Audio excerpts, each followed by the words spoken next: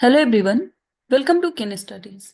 आज है 9 जनवरी और आज के दिन को अगर हम देखें तो 9 जनवरी को हम प्रवासी भारतीय दिवस के रूप में मनाते हैं और पहली बार इसका आयोजन किया गया था 2003 में। सो दिस डे प्रवासी भारतीय दिवस marks the contribution of the overseas Indian community towards the development of India. And this day also commemorates the return of Mahatma Gandhi from South Africa to Mumbai on 9th of January 1915. आपने देखा कि पहली बार इसको celebrate किया गया था 2003 में और इस वर्ष 2025 में ये 18th एडिशन है जिसका आयोजन किया जाएगा भुवनेश्वर, ओडिशा में। और इस वर्ष चीफ गेस्ट रहेंगे president of Trinidad and Tobago Christian Carla. और इस वर्ष का थीम है विकसित भारत के लिए प्रवासी भारतीयों का योगदान। सो डेट के साथ आप थीम भी याद रखेंगे। कई बार एग्जाम्स में थीम और ये इवेंट कहाँ पर आयोजित किया गया उस प्लेस का नाम भी पूछा जाता है।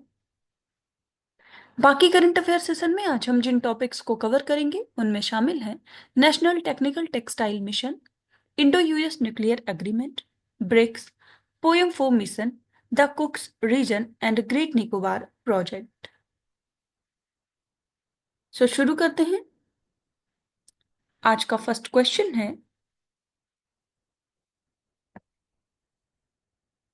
with reference to the National Technical Textile Mission, consider the following statement. सो यहाँ पर राष्ट्रीय तकनीकी वस्त्र मिशन के संबंध में कुछ कथन दिए गए हैं जिन पर आपको विचार करना है।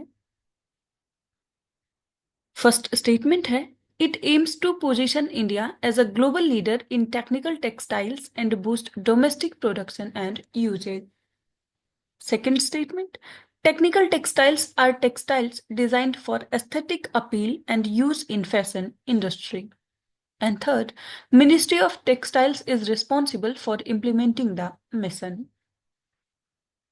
और यहाँ पर आपसे करेक्ट स्टेटमेंट पूछा जा रहा है। आपको बताना है नेशनल टेक्निकल टेक्सटाइल मिशन से संबंधित यहाँ पर कौन से स्टेटमेंट्स करेक्ट हैं।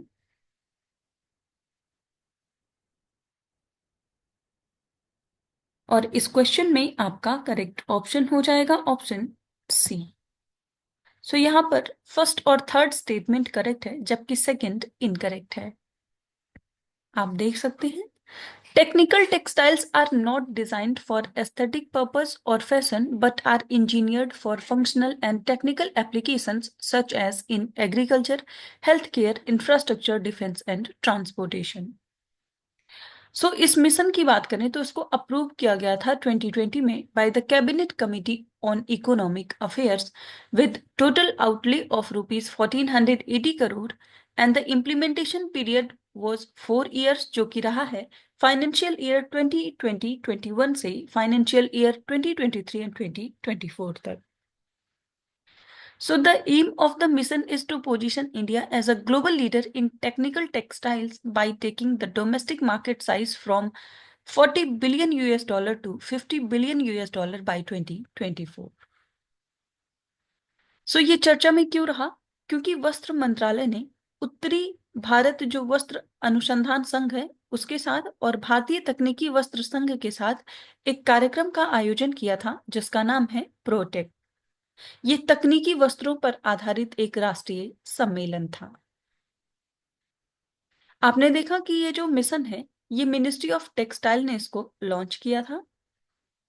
इसके साथ ही टेक्सटाइल सेक्टर की बात करें तो Indian technical textile sector has an annual average growth rate of 12% which is 3 times the world average of 4%। सो इस मिशन का जो उद्देश्य था वो ये था कि इंडिया को एज अ ग्लोबल लीडर के रूप में उभारना इन टेक्निकल टेक्सटाइल्स। बढ़ते हैं नेक्स्ट क्वेश्चन की ओर। With reference to the Indo US nuclear agreement consider the following statements.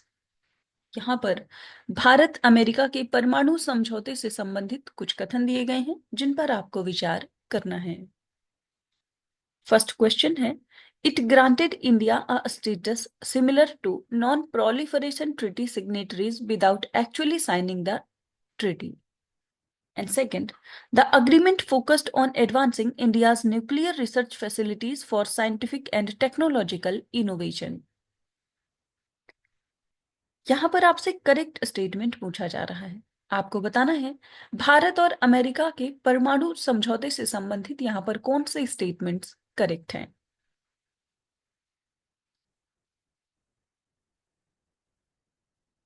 और इस क्वेश्चन में आपका करेक्ट ऑप्शन हो जाएगा ऑप्शन ए। सो यहां पर केवल फर्स्ट स्टेटमेंट करेक्ट है जबकि सेकंड इनकरेक्ट है। आप देख सकते हैं। So the primary focus of the agreement was on enabling civil nuclear cooperation between India and the US, particularly for energy generation. And it aimed to address India's growing energy needs by facilitating access to nuclear fuel, reactors, and technology for civilian purposes. Advancing research facilities was not a central objective of the deal. So NPT की बात करें जिसे हम nuclear non proliferation treaty के नाम से जानते हैं, इसको अडॉप्ट किया गया था 1968 में and then it came into force in 1970. So it is considered as a cornerstone of the global nuclear non-proliferation regime. और इस ट्रिटी में ये प्रोविजंस इंक्लूड किए गए कि nuclear signatories agree not to transfer nuclear weapons और technology to other states and also these states agree not to receive, develop or acquire nuclear weapons.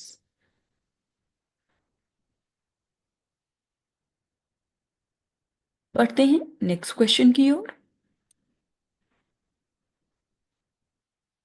Which country has officially joined the BRICS as a full member in January 2025? अभी हाल ही में ये काफी चर्चा में रहा है। आपसे पूछा जा रहा है कौन सा देश जनवरी 2025 में आधिकारिक तौर पर ब्रिक्स का पूर्ण सदस्य के रूप में शामिल हुआ है, या किस देश ने हाल ही में ब्रिक्स की पूर्ण सदस्यता हासिल की है। आपके ऑप्शंस हैं सिंगापुर, मॉरिशस, इंडोनेशिया या फिर मलेशिया।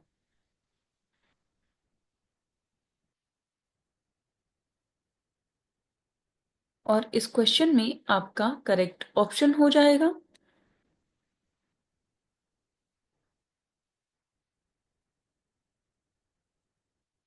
Option C. तो ये कंट्री है इंडोनेशिया। आप देख सकते हैं। So Indonesia officially joined BRICS as a full member announced by Brazil, and BRICS now includes Brazil, Russia, India, China, South Africa, Egypt, Ethiopia, Iran, UAE, and Indonesia. And Indonesia called its membership a strategic step for partnerships and with developing nations. So, as the fourth most populous country, Indonesia aimed to strengthen global South alliances, and BRICS members unanimously approved Indonesia's entry during the 2023 Johannesburg summit.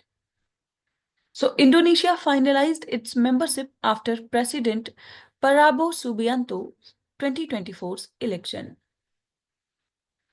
So BRICS की बात करें तो it focuses on reforming global governance and strengthening global South cooperation. So BRICS ये जो organisation है ये एक inter governmental organisation है जिसमें आपने देखा कि 10 देश शामिल हैं। इसको फॉर्म किया गया था 2009 में। सो इसको जो फाउंडिंग मेंबर्स हैं उनमें शामिल हैं Brazil, Russia, India and China. 2009 में इसको फॉर्म किया गया था। देन 2011 में साउथ अफ्रीका ने इस ग्रुप को ज्वाइन किया था। और हाल ही में आप ध्यान रखेंगे ब्रिक्स जो ग्रुप है इसका जो 10th मेंबर बना है वो है इंडोनेशिया। बढ़ते हैं नेक्स्ट क्वेश्चन की ओर। Consider the following statements about POEM 4 mission. So यहां पर पोयम 4 मिशन से संबंधित कुछ कथन दिए गए हैं जिन पर आपको विचार करना है।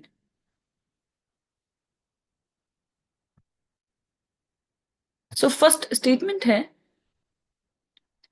it was ISRO's first mission to include agricultural experiments in space. And second, the mission marked the first use of India's space robotic arm. Third statement, it demonstrated advancements in space sustainability using modular payload designs. और यहां पर आपसे correct statement पूछा जा रहा है, आपको बताना है पोएम 4 मिशन से संबंधित यहां पर कौन से स्टेटमेंट्स करेक्ट हैं। और इस क्वेश्चन में आपका करेक्ट ऑप्शन हो जाएगा ऑप्शन सी। सो यहां पर ये तीनों ही स्टेटमेंट्स करेक्ट हैं, आप देख सकते हैं। ISRO's PSLV C60 Poem 4 mission achieved a milestone by germinating poppy seeds in space and operating India's first space robotic arm, advancing space technology and extraterrestrial agricultural research. So, it was conducted under the Compact Research Module for Orbital Plant Studies developed by the Vikram Sarabhai Space Center. So poem 4 mission की बात करें तो इसको PSLV orbital experiment module के भी नाम से जानते हैं, और ये एक स्पेस रिसर्च प्लेटफॉर्म है that uses the spent fourth stage of the PSLV to conduct experiments in micro gravity.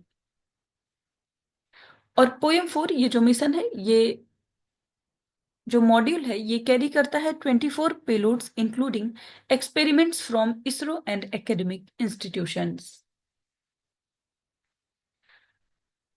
Poem 4 mission जो है ये एक पार्ट है इसरो का जो स्पेडेक्स मिशन अभी काफी चर्चा में रहा है, और ये फोर्थ डिप्लॉयमेंट है पोएम प्लेटफॉर्म का।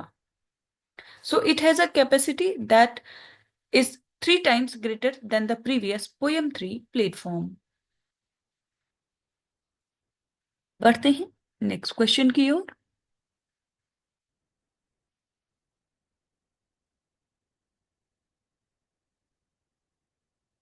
The Cook's region recently seen in the news borders which of the following two countries? यहां पर आपसे पूछा जा रहा है, हाल ही में समाचारों में रहा कुक्स रीजन किन दो देशों की सीमा से लगता है? आपके ऑप्शंस हैं Russia and Belarus, Ukraine and Poland, Russia and Ukraine, या फिर बेलारूस एंड पोलैंड। आपको बताना है कि ये जो कुक्स रीजन है काफी चर्चा में रहा है, ये किन दो देशों की सीमा से संबंधित है? और इस क्वेश्चन में आपका करेक्ट ऑप्शन हो जाएगा ऑप्शन सी। तो ये संबंधित है रशिया और यूक्रेन से, आप देख सकते हैं। सो ये अभी चर्चा में क्यों रहा? क्योंकि this region has a strategic importance as it shares a border with Ukraine which has seen intensified military activity amid the ongoing conflict. So recently, Ukrainian forces reportedly launched a surprise counterattack in the Kuks region, intensifying tensions between the two nations. इस reason की बात करें तो ये एक city और administrative centre है कुक्स reason में, जो कि स्थित है साउथ वेस्टर्न रशिया में। So it lies along the upper SIAM river, जिसकी जो लेंथ है वो है 450 किलोमीटर। इसकी जो डिस्टेंस है मॉस्को से वो है 450 किलोमीटर, और ये जिस रीजन में स्थित है वहां से सियाम रिवर निकलती है। So this region is located in the area known as the Black Earth Territory due to its fertile soil. और यहाँ का जो क्लाइमेट है वो मॉडरेटली कॉन्टिनेंटल है। सो कुक्स की अगर हिस्ट्री की बात करें तो ये one of the oldest city है रशिया की, और इसको पहली बार मेंशन किया गया था 1032 में। बढ़ते हैं नेक्स्ट क्वेश्चन की ओर।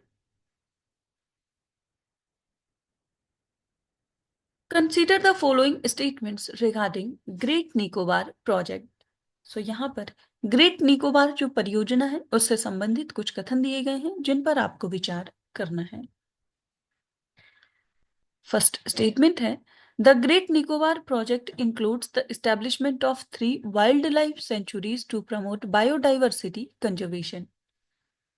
And second, the Great Nicobar project was conceptualized and supported by Niti Aayog to leverage the island's strategic location for economic and security purposes. And third, the project involves the development of an international container transshipment terminal, a greenfield international airport, and township development. आपको बताना है great Nicobar परियोजना से संबंधित यहाँ पर कौन से स्टेटमेंट्स करेक्ट हैं।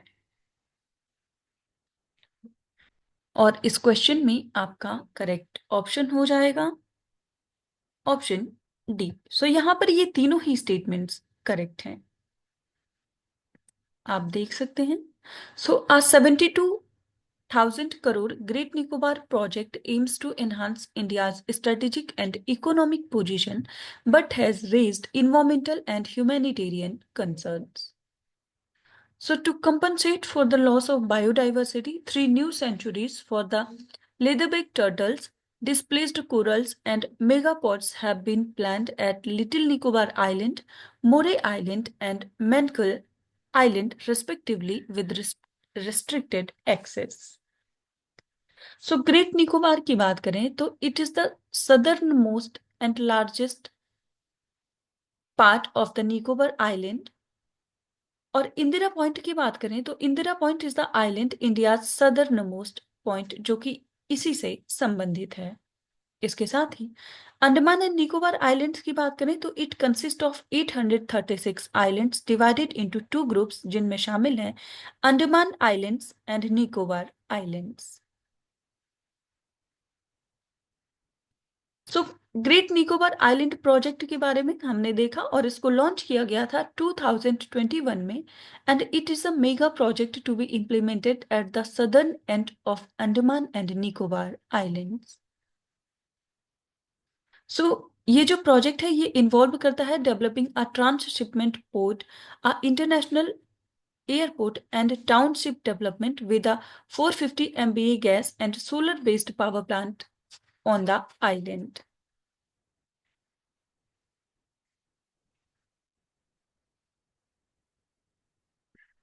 सो आज के करंट अफेयर सेशन में इतना ही। Thank you for watching. Do like share and subscribe.